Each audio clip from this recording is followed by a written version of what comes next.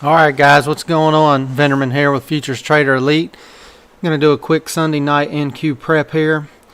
Futures are going to be open in a few minutes, so I'm just going to walk through the key levels I'll be watching, structure, and what I'm expecting heading into Monday. Right here, we're going to start on the 60-minute. I took a lot of my drawings off for the moment so we can look at a blank chart, but we had a really nice move last week pushing up. A lot of these levels we called out in pre-market prep in the morning on where we need to get to, and now here we are up here around 500, close to it. This head and shoulder play that broke down back here a while back, we need to see what happens when the market opens. Are they going to push this upward? You know, we need to get above all this right here, all this area. It's a whole lot of resistance in here. Can we do it? I don't know if we'll do it overnight, but it's something to be looking forward to now that we're getting past the holidays. We're going to see if they want to start dragging this upward as we go through December, maybe get close to the Santa rally. So that's on the 1 minute. I'm going to go on and turn these drawings back on that are on here.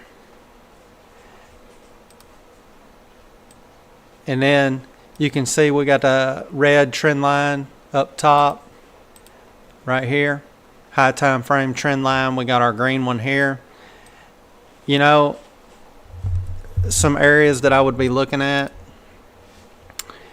if this tries to pull down. Let's drop this down to the 15 minutes so it don't look so clustered.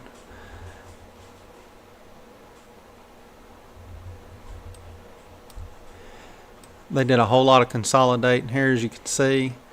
We need to move this trend line now that it's down on the 15 minute to about right here. You see, we got all this consolidation here. You're going to want to think that if they open this market up and start pulling this back, if they get below all that cluster there, you know, say they get below 290, 280. If they get below that, you need to start looking for a return down to about 140 area, down here somewhere where all this cluster is. That is if they break through here first. Of course, you got your pivot plays in here. You got the golden pivot is right there at 308. We're at 500, or well, not closed. Looks like it closed about 485 or so. You know, I'd be looking for a golden pivot play in this session, maybe. See what they do when they bring it down. I would definitely be looking this yellow line right here. That's a previous all-time high at 394, 395. I'd be looking for a first reaction bounce in that area possibly. I know this session moves a whole lot slower. I'm used to the New York session, so you know, I would still be looking for the same plays, but they may not play out the way they would in the New York session. You got the previous all-time high at 395, another one right here around 368, and then there's a zone box. Got to pay attention to all your pivots. First reaction to any of these pivots, you know, maybe play first reaction, long or short. If we get the push higher, though, if they push this higher, you need to be thinking maybe the top of the zone box is 510. I just don't know if they can.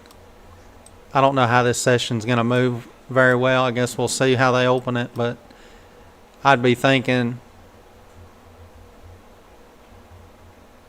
I'd be surprised if they get it to 600, but if they did, if they got it to say somewhere around 580 to 600, I would be shorting at least first reaction. I don't know.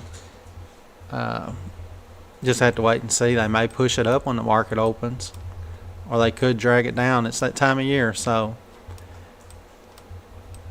it's a wait and see game. And then, you know, let's say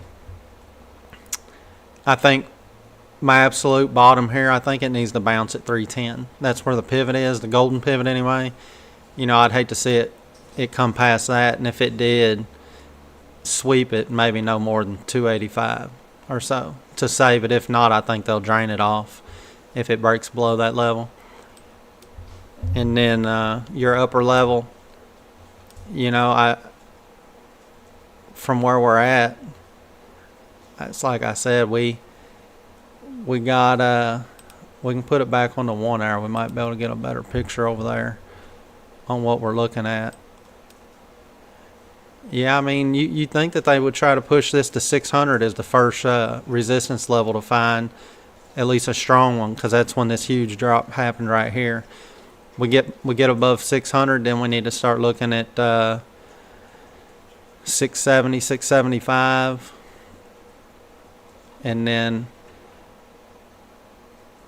740 and about 820 or so. Those are all some levels you need to keep in mind, up or down, whichever way they decide to go. I know it don't move very fast in this session, but it's hard to have a bias one way or another until they open and see which way they're going to go and how much volume there is in this session.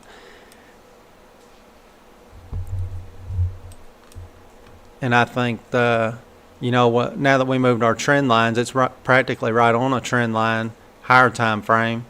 Is it going to push right through it as soon as it opens? I wouldn't be surprised if they open this and gap it, to be honest. That seems like something they would do right now. Let's say it gaps up here around 600, somewhere in this area, which would be where I was just talking about resistance. If they gap it and keep trying to push it up before they pull it back down, that could be a scenario that we see. It didn't gap. The market's open.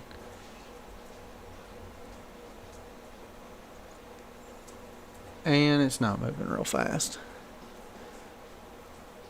Although we are on the 1 hour. Let's drop it down to the 1 minute and see what it looks like.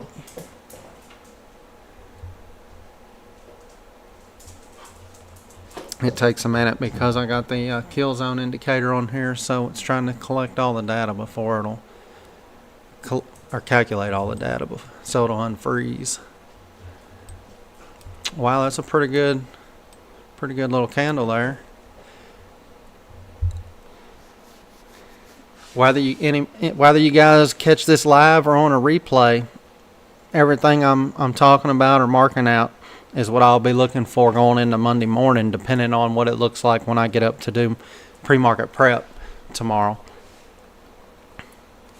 I hope that everybody stays green and stays sharp.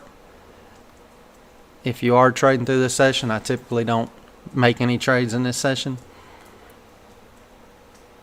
I may start doing so if I keep doing some lives into the Asia session at night.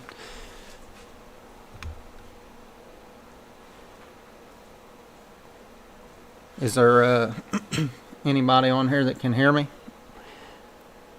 Send me a message in chat if there is. First time going live in a long time, so I need to make sure everything's operating right.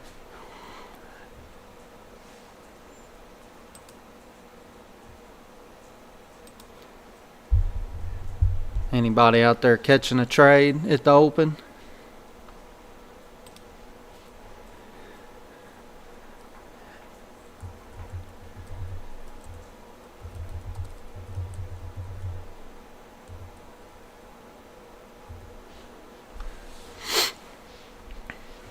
It's a pretty nice candle there. What do we got here? 457 and what? 457. Did that? That thing moved 100 points almost? No way. I should have been on the 1 minute chart when it opened. So now down here on this 1 minute chart, you see we got that golden pivot right here. That's a plus play. If they try to drive this down in this area, one of two things. I think they'll bounce it here, or they might sweep past that 428 and try to come down here to this yellow line and then you got that yellow line's around 395. So ideally, if they had a lot of momentum to the downside, if you're going to try to play first reaction to the golden pivot, you know, I would set my order, say, just a little ahead of the pivot. And if you're unsure about it or where to place your stop, just place your stop just below. You know, you don't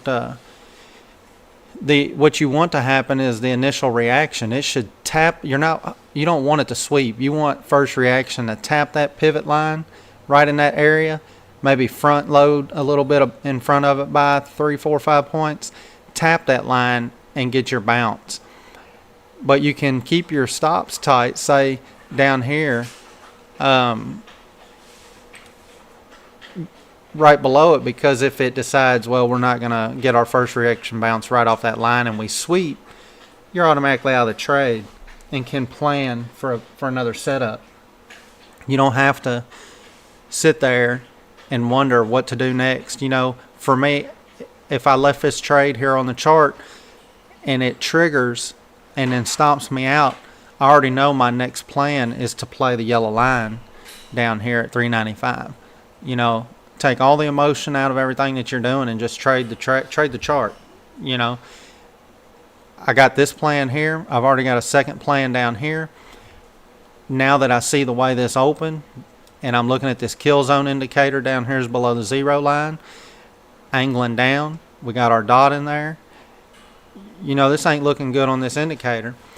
But when I look at this candle, this is at 456. I'm automatically thinking to myself, I'm going to drop.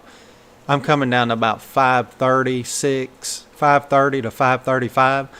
Because if they try to consolidate and chop this around, I'm expecting them to put in a lower high because of the way they suck this down. So I'm thinking somewhere in this area they might try to get up to. So I might sell right up here around 530 to 535 and let it ride.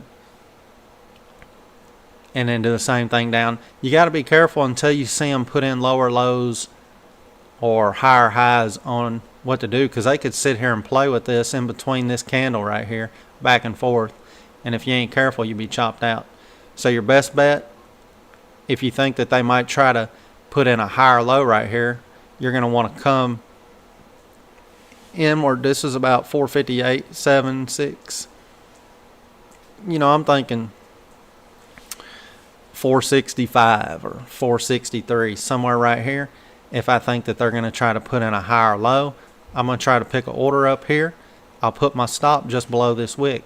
That way, if they do try to go against me, I'm automatically out of the trade, but then I'm still down here with my play around the golden pivot. This is how you scalp throughout the day, especially in a New York session. You got to keep them stops tight and already have plans in place as you're looking at the chart. See now, well, they might try to turn this around and take this back up here, but what if they put in a lower high? Say it only gets up to here, and you want to sell one right there in that area, and then I put in a stop there so that, you know, they either way it goes, I know I'm going to get stopped out. It takes all the emotion out of the trading part of it. I ain't worried about taking a loss, you know, because in my eyes, what I'm looking at right now is a good trade idea for me as a trader. I'm thinking, well, if it gets up there, I want to short. If it gets down there, I want to go long. If it goes against me at them key levels that I think I should see some reaction, well, then I get stopped out and move on to the next trade. That's what it's all about. Can't really be overthinking everything that's going on with trading. I didn't really plan on doing a whole lot of time tonight here on this live stream. I just starting a few new things. Figured I'd give it a shot. If you need any help learning any of these setups or anything, we got a small group coaching. Lessons are open for January classes. The links will be in the description. You know, this is moving pretty slow for me. I don't know how people can trade this session sometimes. I've tried more than once, and I don't know if this is for me.